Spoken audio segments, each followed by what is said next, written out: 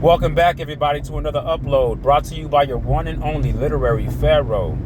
I just got through listening to the recent upload or the recent podcast by your one and only Jason Whitlock, and the take that he had on this particular episode was, of course, about Shannon Sharpe and his whole dilemma with this young 19, 20-year-old OnlyFan member, OnlyFan person who has members, I should say. And I really like the way he spun the take today. He sort of used a play on words, and he talked about the three-headed monster who were at Fox Sports. He talked about Skip Bayless, number one. He talked about Joy Taylor, and he talked about Shannon Sharpe. And he titled it, it's supposed to be called Fox Sports 1, and he titled it Freak Sports 1. I thought that was funny. I thought that was very hilarious. Tongue in cheek, of course, because he's calling them freaks, and he loves to use the term debauchery. To each its own, and everyone has a metric or has some sort of a rubric in which they use to judge people and judge things. And he wants to call what Shannon Sharpe does as debauchery. I don't care what people do personally, and he has a girl on his show called Shamika, I think that's her name, and he reaches out to her to give her own take, to give her own spin on some of the topics that he talks about on his show. And my problem is I don't like people who are judgmental, because I feel like that's the easiest thing to do.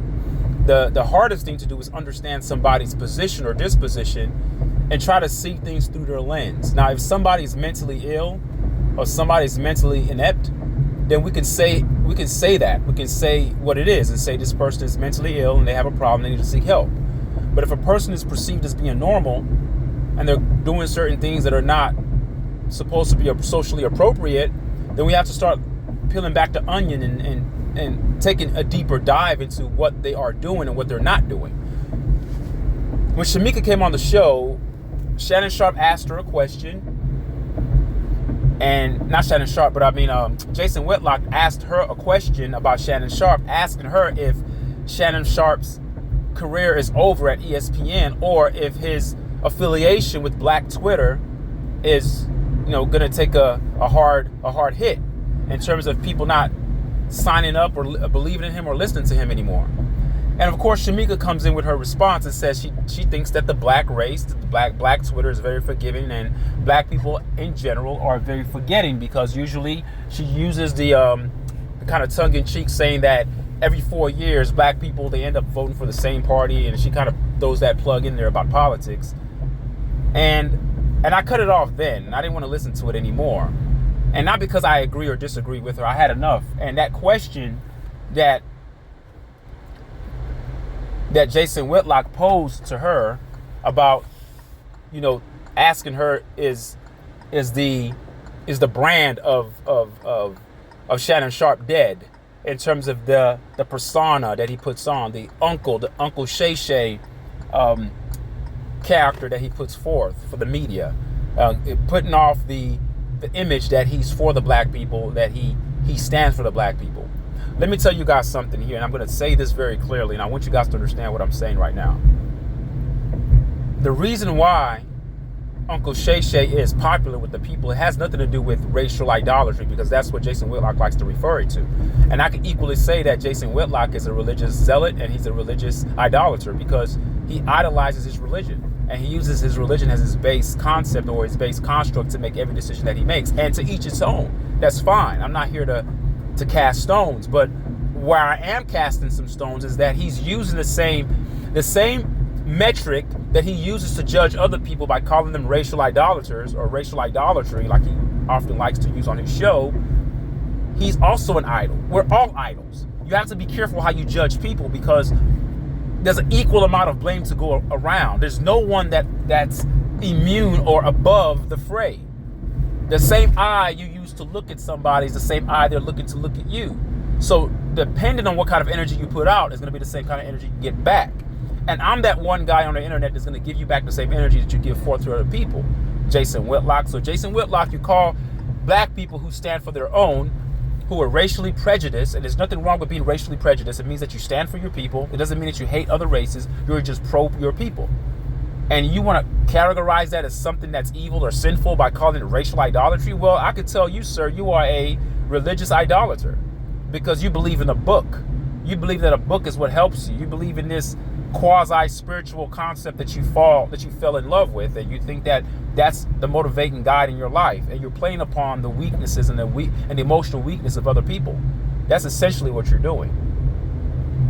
So the question is asked to Shamika: does she feel that Shannon Sharpe's career not is completely over, but will he lose the support of Black Twitter? Let me tell you guys something about Black Twitter. Let me tell you guys something about the human makeup, the human psychological makeup. Believe it or not, Shannon Sharpe represents the majority of Black people. Now, when I say represents, I mean the actions that he's putting forth. How many black men do you know that still idolize about white women? It goes back to it's a plantation mentality. It's a disjointed or a disunity from oneself. It's an imbalance of one's psychological makeup. What I mean by that is that when you're not proud of who you are, and you have certain insecurities, and you have the subconsciousness, the subconscious element in your mind, in your soul, of you having an oppressor that's above you, and you already possess an inferiority complex, meaning that you feel like you are inferior to your slave master. If you've bought into that rhetoric like Shannon Sharpe has, and like many other Black people have, we sort of tend to look at white people like they're superior. Their skin's more fairer and lighter. We abhor darkness. We view darkness as being something that's evil. We view the white women as a way to get back at the white man, where in actuality the white man is not our enemy. We are our own enemy, believe it or not. So let me tell you guys something about Shannon Sharpe and what he is, and why he's not going to lose any support. Of course, a couple of people may be turned off by what they have heard, but they'll come right back. It's not because we're forgiven, because we all have that ill in us. We all do. We all do. There's a diverse element that's in our world that we live in the realm that we live in. The diverse element means that there are different colors, there are different shades, and there are different kind of people. And this idea that if you're a Black person that you're supposed to only stick to your one race, it's sort of jaded. I believe it. I mean, personally, I would rather be with Black women. I have a Black wife. I was married twice. I was married to a Nigerian woman. We had a divorce, and I remarried a Black woman. I don't have how can I say this? I don't have a desire to be with a white woman if I was single. Can I look at a white woman and see if a white woman is attractive or not? Of course, I have eyes. If I see a beautiful white woman, I can see her for what she is and acknowledge it. I have eyes. I have the ability to make a judgment as to what is beautiful and what is not beautiful. It doesn't mean that just because I don't prefer to be with a white woman that I think that all white women are ugly. It's just that for my personal liking, being from Nigeria and just being around Blackness all my life, like I can't see myself spending the rest of my life with a Caucasian. That's just not going to happen. That's not me. I can't even mix with them. Their smell, the way they live, their culture, the way they eat their foods. I'm not with that. That's not me. Now, does that mean that a man who has that type of, perspective won't have sex with a white woman? No, that doesn't mean that. Having sex with a white woman and marrying a white woman are two totally different things. Personally, I don't care about what Shannon Sharpe likes. Whether he likes white women or Mexican women or Chinese women, I don't give a F about that. All right? The only thing that I have a problem with is how young the girl is. And then he found her they met in the gym. But then once you found out that she was an OnlyFans person, that should have let off something in you. But oftentimes, many of our men, they're led by their penis. And when you're single, when you don't have a woman or a family, you're not domesticated. You become a wild running animal, and you tend to want to stick your penis inside every hole that you see, especially if that hole that you see has an attractive face and has an attractive body. So that's number one. I don't think that the majority of Black people are going to be upset at Shannon Sharpe for chasing tail. Now, the perspective that Jason Whitlock was trying to provide on the show is that Shannon Sharpe paints a picture of being pro-black, being for the black person, being like a Malcolm X type of figure, like a Louis Farrakhan kind of figure. No, I don't think that Shannon Sharpe plays that role. I don't think I don't think he's once ever said that I'm representing black folks. I want to be on the front lines for them like that. No, but he does speak to the black plight. He is pro-black, but being pro-black doesn't mean that you won't sleep with a white woman. So when I hear people say things like, "Oh, do you think his career is over?" Or take a hit, knowing his brand. No, his brand is fine. His brand assimilates to the young Negro, or to the old Negro, or to the nigger mentality. Remember, I've done videos before. I told you there's a difference between niggers and normal black people. Shannon Sharpe is a N-word, and I don't want to repeat that word too often on this feed. So I'm going to be very choice with my words, but I'm going to say N-word for the sake of YouTube. He's an N-word. He's operating as such, but most N-words listen to him. So this black Twitter thing are the N-words, not the N-words like the way the white people say it, but it kind of. They are. You're acting as such. You're allowing your baser needs to control you. Do we all get horny? Yes, we do. Do we all have moments where we're weak when we want sex? We all do. That's normal. That's a normal thing that people do. I don't care who's in his bed. The only thing that bothered me is that the girl was too young, and then once you found out that she was an OnlyFans, you should have ran the other direction. You should have got away from her, because that's a character flaw. Then she's too young. She's already making wrong judgments by being an OnlyFans. That's not something I'll be proud of as a 50-something-year-old man, saying that I'm talking to a girl who's on OnlyFans and I'm actually dating her. You know, but that's me. That's my personal preference. But just because Shannon Sharpe doesn't fold to or doesn't capitulate or bend to my personal preferences doesn't necessarily mean that I hate him for that or that he's a bad person. I really feel and think that he does mean well. Men have weaknesses, which is why this story is actually going to be a good thing for Shannon Sharpe. Yes, before things get better, they often do times get worse, because he's getting more publicity. Like they say, negative attention or positive attention is all attention. He's getting it all the way. So more people are going to watch his show. If he ever does an interview about what happened, he's gonna get a lot of ratings.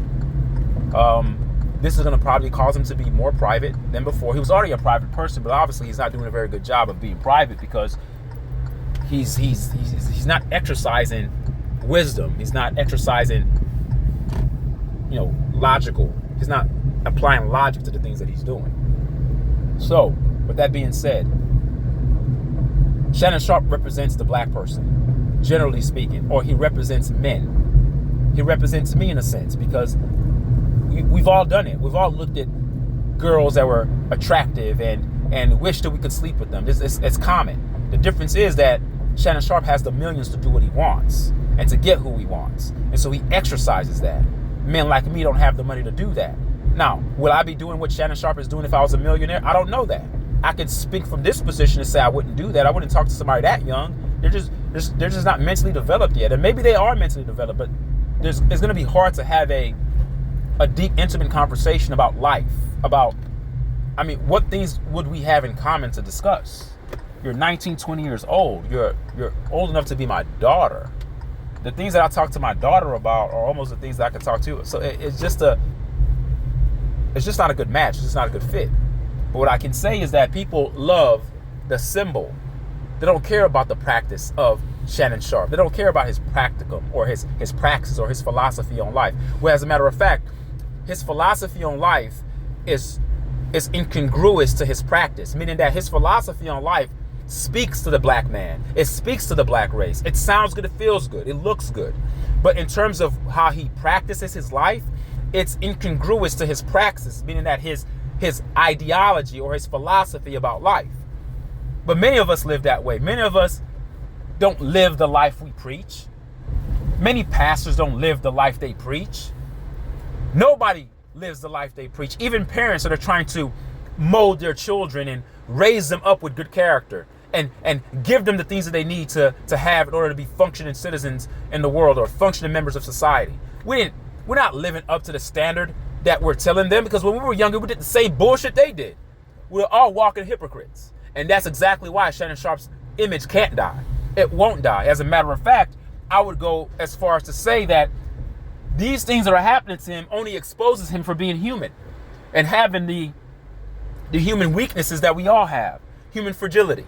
We're fragile. We're weak. We're all broken. Nobody's fixed. And even if you call yourself a follower of Christ, that's great for you.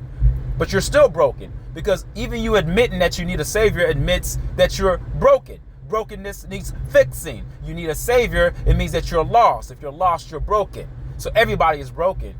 Jason Whitlock. So I'm not mad at Jason Whitlock either for this particular episode, but what I don't like is when he gets on there and tries to uplift his religious, idolatrous views on people by saying that if anybody he said this on his show actually, if anybody is giving you information and it's not about Jesus Christ, it's of the devil. Now that's stupidity. If anybody carries that type of worldview to cast anything aside that's not Jesus related as being of the devil, then you're of the devil. Because you're stupid. You're blocking knowledge. You're blocking knowledge. But it's understandable why you guys would block knowledge, because the God you follow block knowledge. Immediately the serpent came into the garden to enlighten Adam and Eve. Your God that you serve cursed them for actually trying to learn about their position and learn about their genetics. Read other books other than the Bible. Read the Sumerian tablets. Read where the Bible got its narratives from. Because, every other book is of the devil. So if every other book is of the devil, it means that the Bible is of the devil, because the Bible got its information from other books. You see what I'm saying? It's a circular argument that leads you to futility. It leads you to nowhere. You go nowhere with that kind of thinking. Open yourself up to everything and learn as much as you can so you can make wise decisions. Don't block shit off and say yourself the devil. So no one's gonna block out. No one's gonna block out Shannon Sharpe. As a matter of fact, he's just going to be looked at as a person that's human. And one thing good about Shannon Sharpe, a trait of his that's very good, I admire about him, is that he's quick to get on the internet and make an apology that's sincere. He's mastered the art of making apologies that are sincere. And I feel like they are sincere. He's a private man. Everybody has their private fetishes. But again, as I said, my preference is not to talk to a 19-year-old. Even me, as a 40-something-year-old man, I wouldn't want to talk to a 19, 20-year-old, no matter how good they look. It's just, I don't know, we just won't connect. We just won't connect. And if it's sex that you want, just get a woman that's a little bit older. That's all. Preferably not on OnlyFans. But I get it. Those girls on OnlyFans, they have they're selling something. They have features of their body that looks drastically different from the common woman, but there are many women out there that look just as good that are not on OnlyFans. I admit it. I saw the girl's body. They showed her on Jason Whitlock's show. Her name is Gabby something. She's like has a foreign name is somewhere. She's not from here. And I looked her up. I'm like, okay, I see. She's a little thick. She's pretty face, whatever, but she looks like a little child. I showed the picture to my wife. My wife was like, she looks like she's 12. She looks like she's 12. Looks like a little kid. So, I don't know. But I don't think Shannon Sharpe is not going anywhere. His brand is still going to be solid. I feel like these things that are happening to him are just par for the course. They happen to people who are famous. Most famous men have been brought down by women, but he has to be very careful because the allegations of rape is a big deal. I don't think he's forcing women to sleep with him or beating them or pinning them down on the bed. I believe that he does have his little sick fetishes of maybe choking her out while they're sleeping or having sex. That's something that they're into. And that's up to you. If you're into that stuff, thumbs up. Great job. If it's consensual, I find it very hard to believe that it's rape.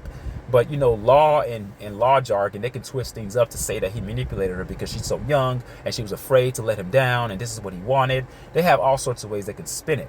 That's why you don't talk to people that young, because you become the predator and they can always put themselves in a state of being the prey or the victim in this particular case. So yeah, Shannon Sharpe's brand is not going anywhere. The symbolism that he's put forth is too strong for it to be broken by an incident with a female. It's not going to be broken. Are people going to be disappointed who believed in him? Of course. But once people have gotten over that emotional, distress, people come back to their senses and say, you know what, no one's perfect. He did this, but they're going to watch him again and give him another chance. Now, if he does this again, I don't know. But every situation that Shannon Sharpe gets himself into seems to be a new one. Yes, are they all dealing with females? Of course. But it's different settings, all right? And the way The way Jason Whitlock was talking about Shannon Sharpe was as if like him liking white girls is a bad thing. Like I said, to each his own. I'm saying personally for me, I wouldn't want to marry one. There are many men that are asleep with the white woman. Doesn't mean you're going to marry them. They're two different things. When I look at Shannon Sharpe's kids, they're black to me. They're not mixed. So obviously he slept with the black woman to produce those black kids. His children are black. Their skin is like mine. Okay, they don't have a high-pitched yellow skin where you can say, okay, maybe they're mixed. He doesn't. That's not him.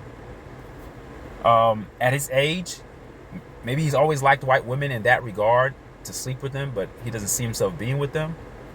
That's his preference. I don't care. But don't make it seem like the guy's bad because he likes white women.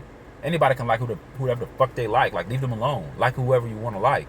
Whoever makes you feel good, like them. I don't care about that. That's why I believe that his following is not going anywhere. He's going to be fine. Because he represents the average man. He represents the average N-word. The average N-word is a Negro walking around, smoking blunts, drinking his liquor, and then sleeping around with women, whether they're black, white, Mexican, or Chinese. That's what men do. Men sleep around. If a man is single, the most dangerous person on the planet is a single man. Why? Because he has no power of domestication. There's nothing there to hold him back. Not his God, nobody.